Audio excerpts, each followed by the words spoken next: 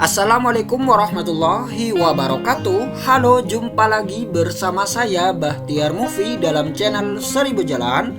Baik Bapak Ibu, pada video kali ini admin akan memberikan update informasi yaitu pasca beredarnya data Excel penempatan guru honorer, yaitu penempatan guru honorer di luar daerah kewenangan. Yang mana data Excel tersebut membuat beberapa guru honorer heboh Bapak Ibu karena penempatannya ini berada di luar daerah kewenangan.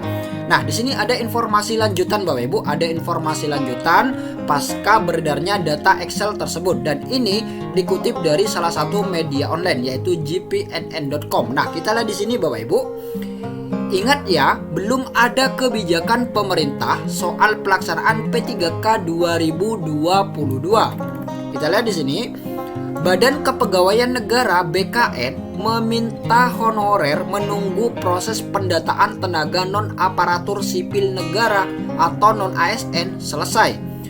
Kebijakan akan dikeluarkan apabila pendataan honorer sudah selesai. Belum ada kebijakan pemerintah soal pelaksanaan P3K 2022. Belum dibahas juga di Panselnas dan masih sebatas pada pendataan, kata Deputi Bidang Sistem Informasi Kepegawaian atau SINKA BKN Suharmen kepada gpnn.com. Nah, jadi sampai saat ini masih belum ada kebijakan Bapak Ibu, masih belum ada kebijakan pemerintah terkait seleksi P3K guru tahun 2022, dan saat ini masih sebatas pendataan. Dia menegaskan pentingnya pendataan honorer itu karena dari situ akan diambil kebijakan apa yang tepat dalam menyelesaikan tenaga non-ASN. Tanpa data yang valid, kebijakannya akan menimbulkan masalah baru. Menurut Suharmen, kebijakan pemerintah nanti akan menyentuh semua tenaga non-ASN, baik honorer K2, non-K2, pegawai tidak tetap atau PTT, guru tidak tetap atau GTT, pegawai non-PNS, serta istilah lainnya. Nah, jadi menurut Bapak Suharmen, kebijakan pemerintah ini nantinya akan menyentuh seluruh Bapak Ibu, seluruh tenaga non-ASN, baik itu kategori 2, non-kategori 2, PTT, GTT, non-PNS, dan lain sebagainya. Dari pendataan honorer akan dilihat peta tenaga non-ASN. Kemudian, dengan database tersebut, pemerintah menentukan kebijakan yang tepat seperti apa, terangnya. Mengenai pengangkatan pegawai pemerintah dengan perjanjian kerja P3K dari guru lolos passing grade atau PG, Deputi Suharmen menyatakan belum ada pembahasan lanjutan. Nah, jadi masih belum ada pembahasan lebih lanjut Bapak Ibu terkait pengangkatan P3K yang sudah lolos passing grade ini. Namun, dalam pendataan honorer juga menyasar guru lulus PG karena statusnya tenaga non-ASN.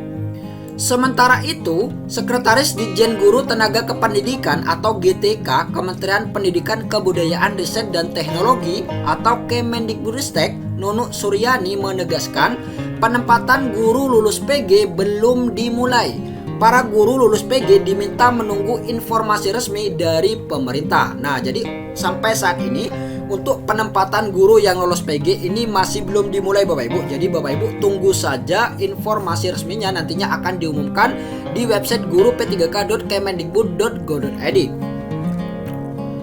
Belum ada penempatan guru lolos PG, ditunggu saja, nanti pemerintah pasti mengumumkan secara resmi, tegasnya.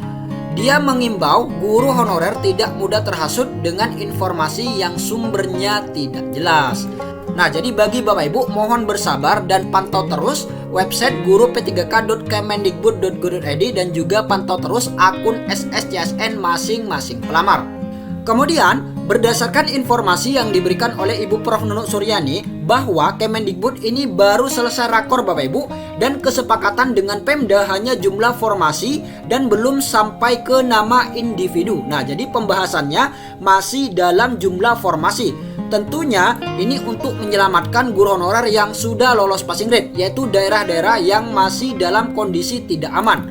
Nah, jadi ini dia Bapak Ibu contoh daerah-daerah yang dalam kondisi tidak aman, yaitu jumlah honorer yang lolos passing grade ini lebih besar dari jumlah formasinya. Nah, jadi ini dia Bapak Ibu.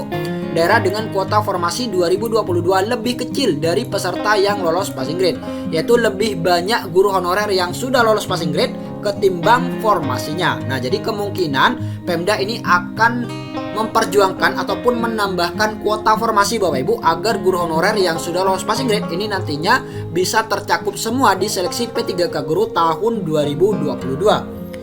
Kemudian informasi berikutnya yang disampaikan oleh Ibu Prof. Nunuk Suryani, yaitu tidak ada guru yang ditempatkan di luar daerah kewenangannya. Nah, jadi nantinya di seleksi P3K Guru tahun 2022 berdasarkan informasi dari Ibu Prof. Nunuk Suryani bahwa nantinya guru honorer ini akan ditempatkan dalam satu daerah kewenangan. Misalkan yaitu tingkat SD dan juga SMP. Nah, jadi ini kan daerah kewenangannya kabupaten atau kota. Nah, jadi nantinya Bapak Ibu akan ditempatkan dalam satu daerah kabupaten atau kota tersebut. Jadi seperti itu. Kemudian untuk tingkat provinsi misalkan yaitu tingkat SMK ataupun SMA, maka nantinya bisa ditempatkan dalam satu daerah kewenangan yaitu dalam satu provinsi tersebut. Jadi seperti itu. Untuk penjelasan tidak ada guru yang ditempatkan di luar daerah kewenangannya. Dan ini juga diatur dalam Permen Pan RB nomor 20 tahun 2022 Bapak Ibu, yaitu pasal 33. Kita lihat ayat yang ke-1. Pelamar prioritas wajib mendaftar pada sekolah tempat bertugas sepanjang tersedia kebutuhan yang sesuai dengan sertifikat pendidik dan atau kualifikasi akademik yang dimiliki. Nah, jadi jika di tempat Bapak Ibu mengajar ini membuka formasi, maka Bapak Ibu wajib mendaftar di sekolah induknya tersebut. Ini jika membuka formasi yang sesuai dengan serdik ataupun kualifikasi akademik yang dimiliki. Kemudian, dalam hal tidak tersedia kebutuhan yang sesuai dengan serdik atau kualifikasi akademik yang dimiliki pada sekolah tempat bertugas, pelamar prioritas dapat mendaftar ke sekolah lain yang masih tersedia kebutuhannya. Kemudian ayat yang ketiga, pemilihan sekolah sebagaimana dimaksud pada ayat 1, ayat 2 merupakan keberminatan pelamar untuk memilih tempat bertugas apabila diterima sebagai P3K.